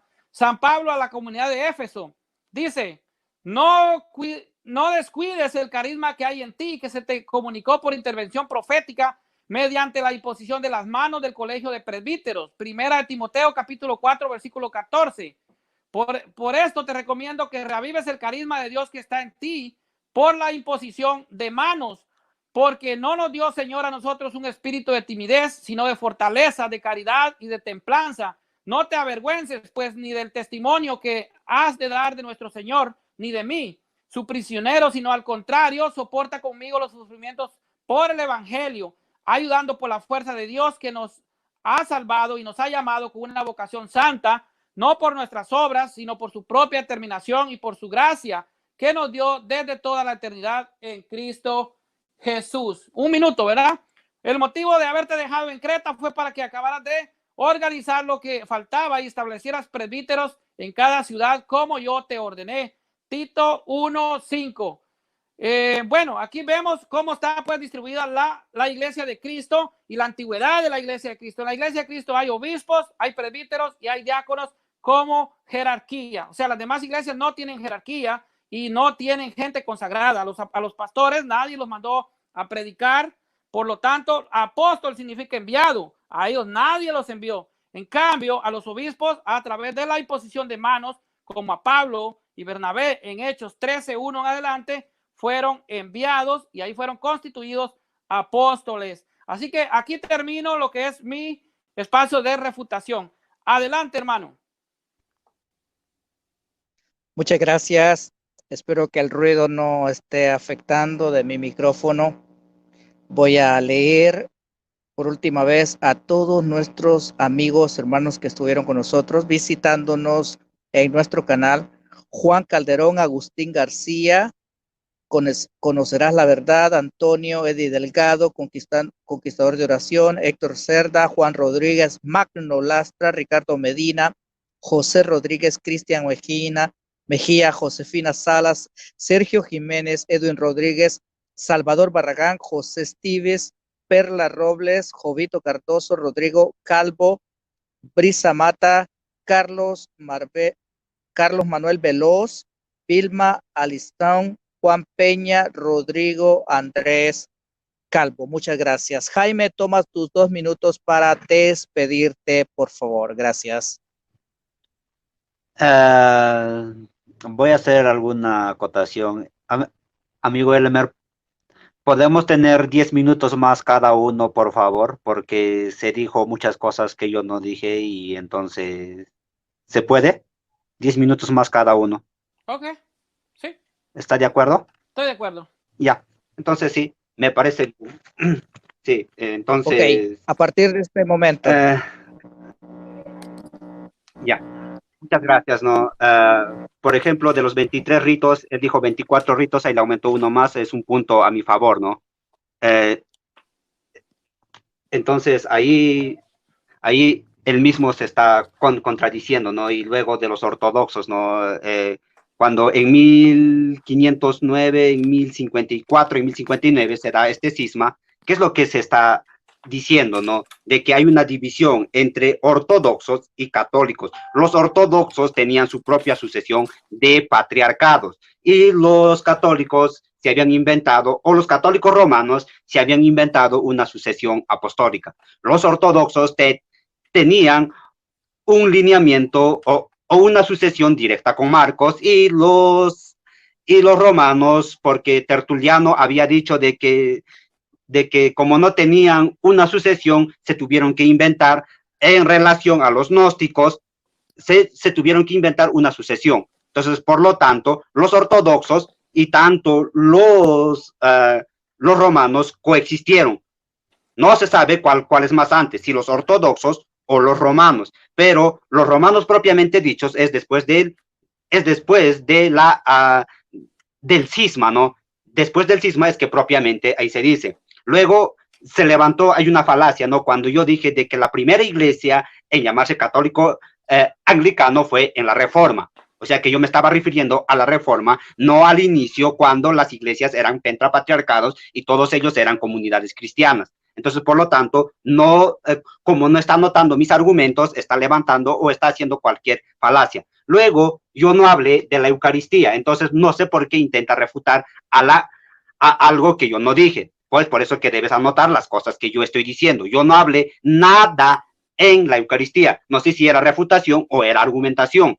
Luego, es bastante chistoso, ¿no? Yo te menciono el numeral 424 y tú sacas otro numeral y sacas otro numeral. Entonces, ¿qué es lo que estás diciendo? Ah, mi numeral 424 está contradiciendo a mi numeral 584 y a mi numeral 817. Entonces, mi catecismo es una completa contradicción. ¿Por qué? ¿Por qué sucede eso? Porque es una copia del catecismo reformado. El catecismo católico se hizo en 1912 y el catecismo reformado es de 1618. Entonces, hay una enorme diferencia, hay 300 años de diferencia en un catecismo y en el otro, porque en el catecismo reformado no tiene contradicciones y el catecismo católico sí, ¿no? El 424 contradice a otro numeral y otro numeral contradice a otro numeral. Entonces, ¿cuál es el problema? El problema es que ese catecismo no es completamente bíblico porque se toma nombre de personas. ¿Cuál es la diferencia con el catecismo reformado? El catecismo reformado hace una pregunta y responde con 30 o 40 versículos bíblicos. Hace otra pregunta y responde con 40 o 50 versículos bíblicos. Es por eso que tu catecismo tiene falencias, porque toma lo dicho por hombres y por otros hombres y por eso llega a tener contradicciones. Luego, sigues, ¿no?, con tu argumento triste de Ignacio de Antioquía. Ya te he dicho, Ignacio de Antioquía es el más refutado ahí por todos. Nunca me has dado un argumento válido que pueda decir y haya dicho de que realmente Ignacio de Antioquía haya dado algún tipo de excátedra. Ignacio de Antioquía no ha dado ningún tipo de excátedra porque ni siquiera era papa. Ah, interesante, pero si era papa, entonces vamos a tomar en cuenta a Clemente. Clemente, ¿qué dijo? Iglesias de Dios. Ahí vas cierta contradicción. Luego dijiste de que la iglesia era un adjetivo, cuando en realidad dentro del concilio niceno se dijo que era un atributo. Hay una enorme diferencia entre un adjetivo y un atributo. Un adjetivo puede decir, puede calificar, puede modificar, puede decir dónde está aquello y lo otro, distancia, puede decir muchas cosas, pero un atributo especifica algo de alguien. En cambio, un adjetivo solo especifica una pequeña parte de distancia o de algo que está cerca, lejos, en diversas formas. Entonces, no es un adjetivo, es un atributo. Dijiste que era una característica, creo que es lo más cercano a un atributo. ¿Por qué no se dice características de Dios y se dice atributos hay de Dios? Porque la palabra atributos describe lo que realmente queremos decir acerca de Dios y la palabra características no describe correctamente. Entonces, la palabra correcta para decir de la iglesia es la palabra atributo, no es la palabra adjetivo, no es la palabra características, porque como teólogo, imagino que eres teólogo o algún cursito has debido de llevar, entonces tienes que utilizar las palabras que propiamente se tienen que utilizar. No puedes utilizar cualquier palabra que se te venga en mente, porque hay una enorme diferencia. Esto es como un ejemplo. ¿Por qué utilizamos el término de pecado original? Porque es el término apropiado para hablar sobre algo. ¿Por qué utilizamos el término unión hipostática? Porque es el término adecuado para decir cómo es o es algo.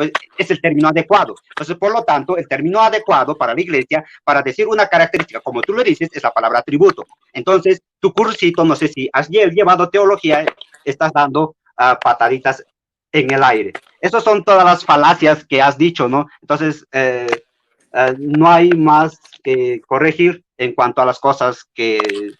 en cuanto a las en cuanto a las falacias que has levantado y las que yo tenía que corregir. Muchas gracias. Muy bien.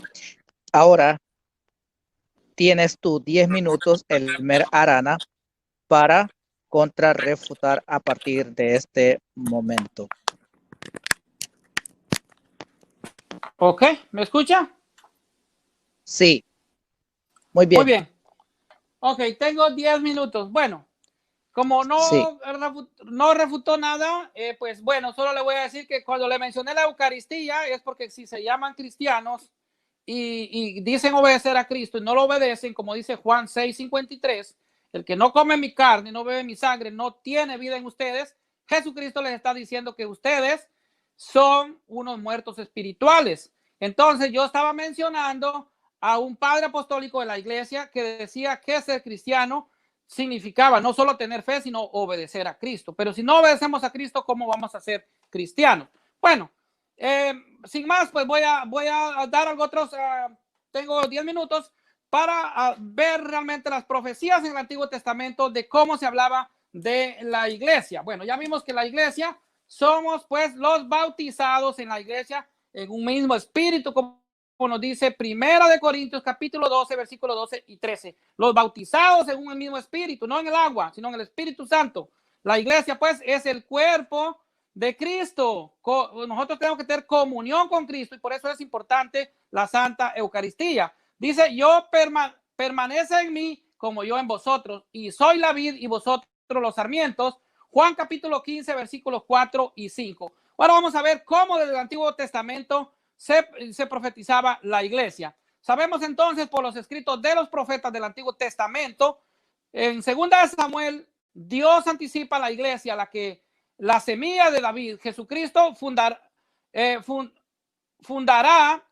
en sí cuando haya llegado al término de tus días y ya vayas a descansar con tus padres. Yo elevaré después de ti a uno de tus descendientes, a uno que saldrá de tus entrañas y afianzará su realeza. Él edificará una casa para mi nombre. Oiga bien, él afianzará una casa para mi nombre y yo afianzaré para siempre su trono real. Segunda de Samuel capítulo 12 y capítulo 7 versículos 12 y 13. Le repito, segunda de Samuel capítulo 7 versículos 12 y 13. Esta es una garantía clara de la santidad y perpetuidad de la iglesia que Cristo fundó, la iglesia católica. Todas las otras iglesias cristianas llegaron a ser más después de 1500 años, pues, y después de la crucifixión de Cristo, pero ahora dice que son la iglesia que Cristo fundó. No tiene ninguna lógica porque estamos hablando de 1500 años después. Isaías, quien en forma tan certera predicó muchas cosas acerca de Jesucristo, incluyendo los detalles de su pasión en Isaías 53, también dio los detalles de la iglesia de Jesucristo que Cristo fundará. Y en cuanto a mí, dice, esta es la alianza con ellos, dice el Señor, mi espíritu que ha venido sobre ti y mis palabras que he puesto en tus labios no caerán de tu boca, ni de la boca de tu descendencia, ni de la boca de la descendencia de tu descendencia, dice el Señor, desde ahora y para siempre. Isaías 59, 21. Esto claramente garantiza la perpetuidad y ortodoxia de la iglesia católica. Si el Señor no construye la casa, en vano trabajan los constructores. Si el Señor no vigila la ciudad, en vano vigila la guardia. Salmos 127:1. ¿Qué significa este versículo para ti? Si no puedes trazar el origen de tu iglesia, todo en camino de vuelta a Jesucristo. O sea, no se puede. Ahora bien, Jeremías dijo un ejemplo corto entre muchos. Yo mismo reuniré a los restos de mis ovejas de toda la tierra en que he dispersado y las volveré a sus prados y crecerán y se multiplicarán y les daré pastores que de verdad las apacienten y ya no habrá de temer más ni angustiaré ni afligirse. Palabra del Señor. Jeremías 3:15, 23, 3 y 4. La iglesia católica alimenta a sus ovejas la verdad de Dios y Pedro es ese pastor universal de la iglesia. Hechos 20:28 vemos los demás pastores, legítimos pastores, puestos por quién, por el Espíritu Santo, dice Hechos 20:28. Daniel también dijo, en tiempos de estos reyes, el Dios del cielo hará surgir un reino que jamás será destruido, y este reino no pasará a otro pueblo, pulverizará y aniquilará a todos estos reinos, y él subsistirá eternamente. Daniel 2:4. A él se le dio imperio, honor y reino. Todos los pueblos, naciones y lenguas le sirvieron. Su imperio es un imperio eterno que nunca pasará y su reino no será destruido jamás. Daniel 7:14, imagínense. Y aquí es una profecía que vemos cómo se destruye la estatua y la montaña se derriba y una piedra, esa piedra se volvió, bueno, esa piedra se volvió una montaña, o sea, cubrió toda la tierra y esa es la Iglesia Católica, es la profecía. Daniel 7:14. Estos versículos claramente garantizan la inquebrantabilidad y perpetuidad de la Iglesia Católica. Son una advertencia clara contra aquellos que quieren atacarla. Miqueas también dice, agrega las profecías, sucederá en días futuros en el monte de la casa del Señor, será asentado en la cima de los montes y se alzará por encima de las colinas y afluirán a él los pueblos, acudirán naciones numerosas y dirán, venid, subamos al monte del Señor, a la casa del Dios de Jacob, para que él nos enseñe sus caminos y nosotros sigamos sus senderos, pues de Sión saldrá la ley y de Jerusalén la palabra del Señor. Miqueas 4:1 y 2. Esto claramente habla de la profecía de la iglesia. Ageo también dice, haré estremecer todas las naciones, entonces afluirán los tesoros de todas las naciones y llenaré de gloria esta casa, dice el Señor de los ejércitos. Son míos el oro y la plata, oráculo del Señor de los ejércitos. La gloria última de esta casa será más grande que la primera. Oiga, que la primera casa. Ok, una nueva alianza, un nuevo pueblo. El antiguo pueblo, pero ahora somos el pueblo de Dios, el nuevo pueblo de Dios. Así dice, entonces, Ageo 2:7-9. Los tesoros de todas las naciones pueden solamente significar Jesucristo y la iglesia que él construirá. La indefectible Iglesia Católica es la última casa más grande en gloria que la que reemplazó la misma iglesia que perdurará hasta el fin del mundo, como nos dice Hechos capítulo 28:20. Y Zacarías escribió, y esto es algo que debemos de ver. Jerusalén, dice, es por supuesto la nueva Jerusalén, como descrito antes en la Iglesia Católica, la que es la ciudad fiel y el monte del Señor de los ejércitos. Ahora también, esto fue Zacarías 8:3, pero ahora vamos a ver algo que es una profecía muy grande y que se cumple, y es Malaquías capítulo 1, versículo 11. Aquí profetiza lo que es la Santa Eucaristía, el séptimo pacto bíblico. Dice, él escribió una descripción clara del sacrificio que se ofrecerá en la Santa Misa. Es el sacrificio que se ofrecerá desde donde nace el sol hasta el holocausto. Este es el sacrificio puro de lo que es la Santa Eucaristía, o sea, desde que nace el sol hasta el holocausto. Tengo 3 minutos. Bueno, hasta aquí yo le compartí realmente cuál es la verdadera iglesia de Cristo, cuál es la iglesia que viene antigua de Jesucristo, y también pues qué es realmente la iglesia. Es pues, como dice, bajo sus pies, bajo los pies de la iglesia, sometió todas las cosas y le constituyó cabeza suprema de la iglesia. Efesios capítulo 1, versículo 22. ¿Cuántos cuerpos entonces tiene una misma cabeza? ¿Verdad que no? No pueden haber 70,000 cuerpos con una sola cabeza. No, hay un solo cuerpo con una sola cabeza, como nos dice Colosenses capítulo 1, versículo 18. Ahora vamos a ver también dónde está la verdad. Dice, pero citando para que sepas cómo hay de comportarse en la casa del Dios, que es la iglesia del Dios vivo, columna y fundamento de toda verdad. Primera de Timoteo capítulo 3, versículo 15. Entonces, ¿qué iglesia cristiana reclama ser la columna y fundamento de la verdad? Solamente la iglesia universal católica. En la iglesia, como nos dice Efesios 3:21, se le da la gloria a Dios en la iglesia, no dentro, no fuera de la iglesia, no en las sectas, no en otro lado, se le da dentro de la iglesia. Efesios 3:21. Efesios 3:10 dice, la multiforme sabiduría de Dios se da a conocer a través de ¿qué? A través de la iglesia. Así que hasta aquí mi participación. Creo que me faltó 1 minuto, pero hasta aquí está bien y fue un gusto participar con ustedes y con la audiencia de este canal. Bendiciones. Gracias. Déjenme, ahora sí, creo, mientras no suscite otra cosa, saludar a la audiencia. Soldado de Cristo, Nubia Monroy, Juan Carlos Calderón, Agustín García, Conoceréis la Verdad, hermano Antonio, Eddie Delgado, Conquistador de Oración, Héctor Cerda, Juan Rodríguez, Magno Lastra, Ricardo Medina, José Rodríguez, Cristian Mejía, Josefina Sala, Sergio Jiménez, Edwin Rodríguez, Salvador Barragán, José Estives, Perla Robles, Jovito Cardoso, Rodrigo Calvo, Erika Mata, Carlos Manuel Veloz, Vilma Alistún, Juan Peña, Feliciano Fernández y Jorge Ortiz. Tienes 2 minutos para despedirte, Jaime Supopuma Uribe, desde Perú.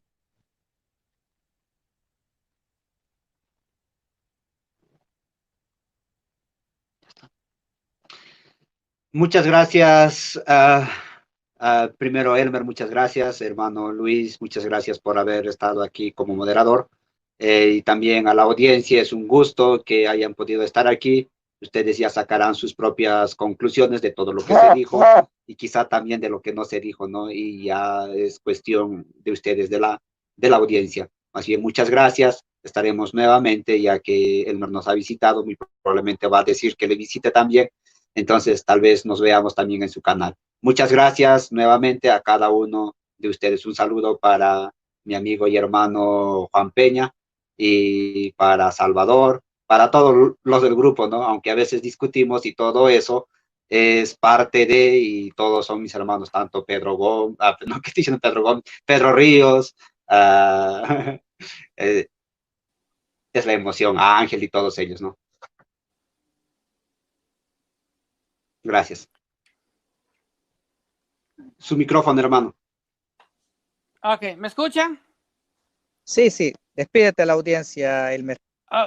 Ok, muy bien, pues muchas gracias, hermano Jaime. Te felicito por tu exposición. Gracias al hermano Luis por su tiempo. Yo sé que pues tal vez uno deja la familia por estar en esto, pues es parte de la evangelización y yo sé que Dios nos dará la recompensa. Quiero mandar un saludo también a toda la audiencia, a mi hermano Rodrigo Andrés Calvo, que vi que lo mencionó mucho por ahí, también al pastor Lastra, que es una gran persona, un gran ser humano y muy respetuoso. Y también a todos, a Salvador Barragán, a todos los hermanos católicos que me están viendo. También quiero anunciarles que el sábado 18 de julio, vamos a tener un compartir también con Arnold Portillo acerca de la sola escritura. Entonces están invitados para que participen. Esto será en el canal de nuestro hermano Rodrigo Andrés Calvo.